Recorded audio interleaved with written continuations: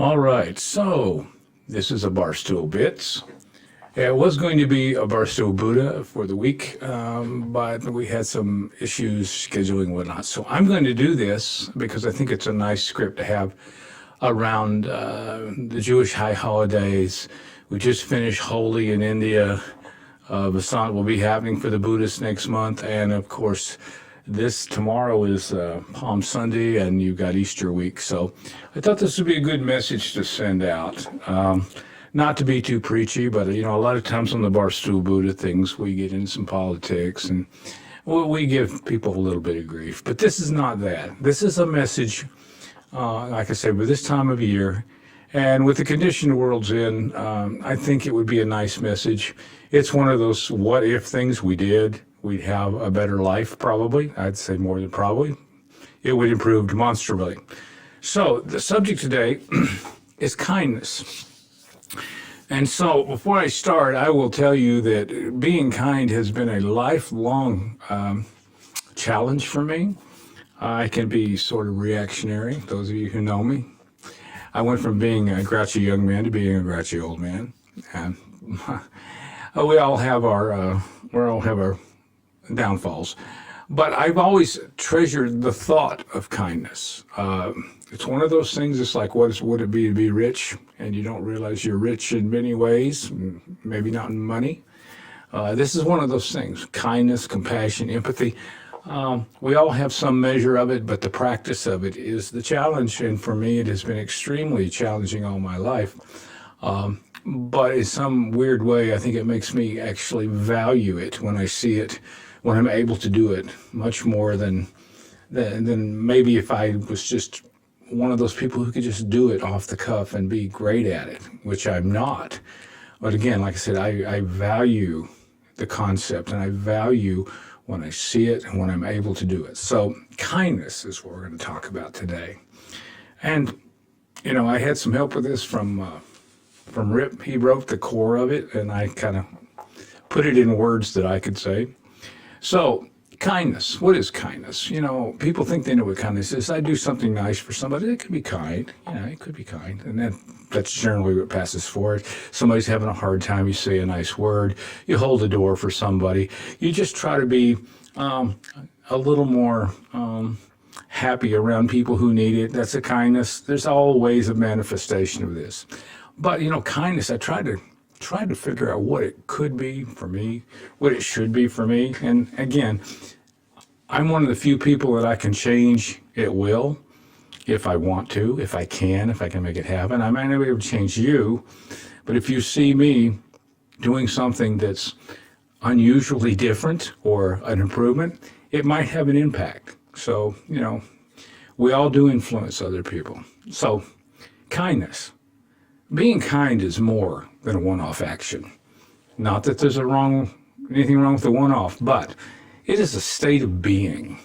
It takes continuing effort and consistent awareness to practice genuine kindness. Kindness, for me, comes from a place of empathy for others based in awareness and understanding of one's true nature and the relationship with the world, and by extension, everyone in it. That's a big mouthful. But basically, being kindness is beyond doing a kindness. And being kindness is, I think, if you think about it for any length of time, a good place to stand in life. It involves a personal evolution. It's a debt we owe to the greater good, as well as ourselves. And it's one of those greater good statements that isn't, let's just put in today's environment, it's like everybody's supposed to be taking care of everybody, and everybody's leaning towards socialism and all this. This isn't that. This is an action that helps everybody involved. So, maybe it's socialism on the big scale, but it's personal equivalence with everything that you do and everything that you see and who you help. It helps you. It's just an equal game equal sum for everyone. And you don't have to be Mother Teresa to be effective in showing compassion for others. The key is seeing others as non-different from ourselves. A moment's thought about this saying I heard once, and it rings in my ears every time I get judgmental or every time I do something stupid or mean. Everybody that you meet, everybody, is going through something in life that you don't know about.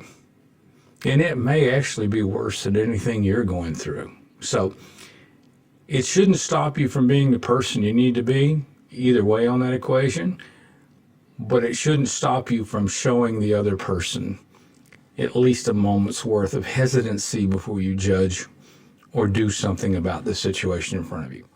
That sounds very simple and commonsensical, but if you go out and you look at the society we live in and you look at the people around you and the experiences that occur every day, you see that you can conclude that it must be harder to do than to believe. And I do believe this in the daily actions that I see.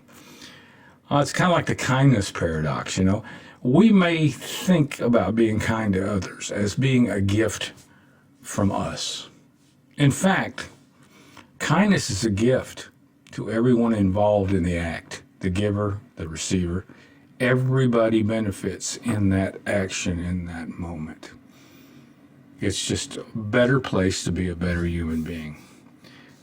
And our goal actually is very simple. It's to coexist at peace with our fellow human beings. It takes respect for some values, a sane, rational view of the world, and a balanced interaction with a shared reality between people to coexist in a peaceful way. All of these actions that I just mentioned are contained with and enable the effective exercise of kindness.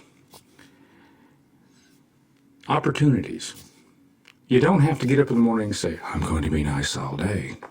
Now, that would be great. And if that's part of who you are, don't stop. But start simple. Be aware of the needs that you see in front of you. Remember, you don't have to be rich. You don't have to be omnipotent or omnipresent to help other people. Sometimes just a simple smile changes the day for someone. Here's another thing. You see people that are being kind and they go their own way and, you never see them again. And then you see a story on the internet where somebody gave $1 million for somebody and it rebuilt their life. Now that's kindness. Not demeaning that in any way. But you know what? No one needs to know. The old adage in the Bible, don't let your left hand know what your right hand's doing. To be effective in kindness, act and move on. Move on like a refreshing breeze. It's felt, it's appreciated, it's invisible. It has an effect, a beneficial effect, but it doesn't linger to take credit for it. Try that sometime. Never let the opportunity to thank others get by you. Please, thank you, and you're welcome are the mantras on the kindness path. A really good place to practice kindness daily is with people who serve you. All the people in the restaurants, the people who drive the buses, fly the planes, drive the Ubers, help you at work, whatever. Anyone who helps you, anyone who serves you, this is a great place to practice showing those folks in some small way that they matter and thanking them. Here's the trick right here. Being kind in difficult situations with difficult people is hard. That's where I get a D- on my grade card most of the time. But these situations, difficult situations with difficult people, they're your daily pop quiz in your education and kindness. You can reflect back at the end of a day or at the end of an interaction with someone and say, how did I do? What did I do wrong? Could I have done that better? What was my score on sharing what I've learned about kindness in the world? So this is not going to be a very long thing, but I wanted to just close. I mentioned this at the beginning. Easter and Passover are coming up soon this week. Holi just ended in India. That's a big religious festival. It's a big communal thing. People get out and they really enjoy being with each other in their values and their system, and they practice this holiday. It's a very joyous event. And you see people being kind and open and welcoming to all the strangers and everybody. It's a wonderful thing. The Buddhists also celebrate next month a big, they call Buddha Day, Buddha Vaisakhi, that's the appearance of Buddha and all that he brought, and they try to emulate his kindness. Celebrations like these and many others around the world, they serve to remind us of our connections to each other within the greater shared purpose of being a human being and living together and trying to build something that's going to work for everyone. You know, these things provide us the opportunity to reconnect with and realign ourselves with our better selves, you know, and devote your better self to kindness. You know, Mahatma Gandhi expressed a great and universal truth when he said, "My life is my message." Well, it's profound because it's true for everyone. Your life is your message. What message are you sending to the world? You know, and as usual, we always try to close with the same quote from the Dalai Lama because it's the goal for all of us. Dalai Lama says, all beings want happy life. I mean, whatever it takes to get there, within reason, to be nice, be a good human being, being kind, all beings want happy life, just like you do. So that's the message for this Easter week this year. So we'll see you next time.